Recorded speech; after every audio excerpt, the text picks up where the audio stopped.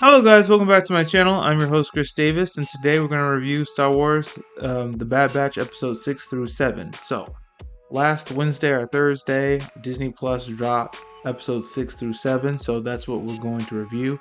I do want to let you guys know that we are going to review the Dragon Ball Super chapter manga. It's going to drop tomorrow officially. And we're going to review the Boruto 2 Blue Vortex manga. That's going to drop tomorrow as well. But you know what we do? We don't really, when those come out, I don't really review those the same day. I usually review them that following Sunday and that following Monday. But with that being said, let's get into this review of Star Wars The Bad Batch episode 6, season 3. So, 6 through 7. Okay. So, the way episode 6 starts off is that we have Rex. Sorry for my phone, it's blowing up. We have Rex guarding a separatist senator called Senator Singe. He was in like Clone Wars, but also more recently he's been in the Bad Batch. The last season in season 2. He was in there, or season 1, one of those seasons. He's been in the Bad Batch before.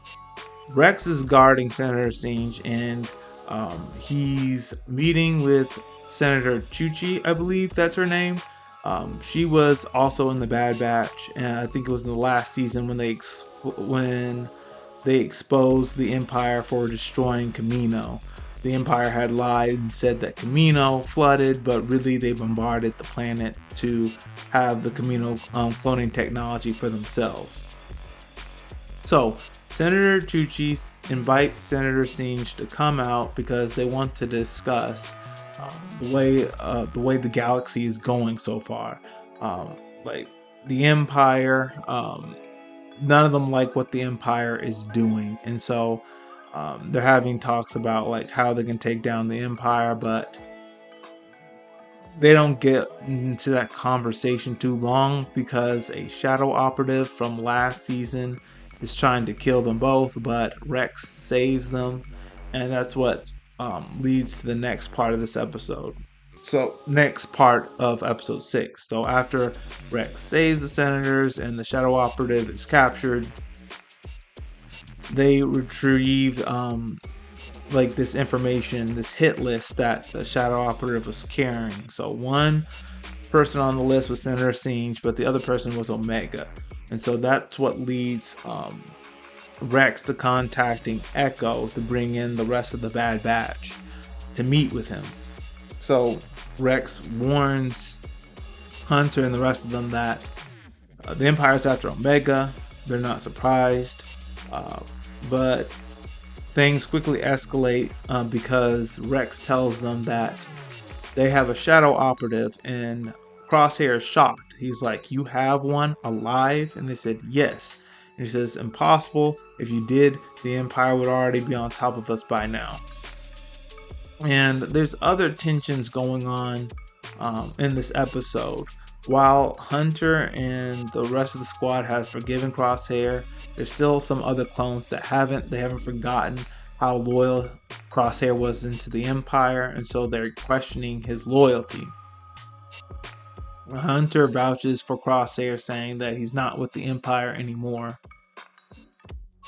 And then that leads to the next part. Another shadow operative is deployed to kill the one they captured, so they don't get any information out of him, and that's what he does.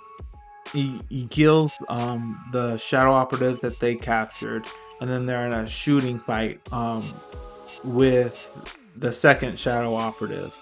Howitzer, clone, he uses a blowtorch or a flamethrower to try to give everyone cover. He's like shot, and then that flamethrower hits some bombs, which causes an explosion and causes the rubble to fall down. And that's where episode 6 ends. Going to episode 7, the Empire is on their way to capture Omega alive because they need her to perfect Hemlock's cloning technology. So this is just about Rex and the other clones escaping from the Empire. And Crosshair has this rivalry going on with the Shadow Operative that's on them. To give you some backstory, in the episode, they say that uh, they say that Crosshair was that the Empire tried to make Crosshair into one of the Shadow Operatives, but they couldn't because of how he was cloned. Like he's like the rest of Clone Force 99. He's defective, so he couldn't become a Shadow Operative. Anyway, he has a rivalry going on with the Shadow Operative, and they're trying to take each other out. And the first time was in the building, and then the second time was when they're going through the jungle. Crosshair tells them to just, hey, go to the extraction point. I'll hold this guy / kill this guy while you guys get away.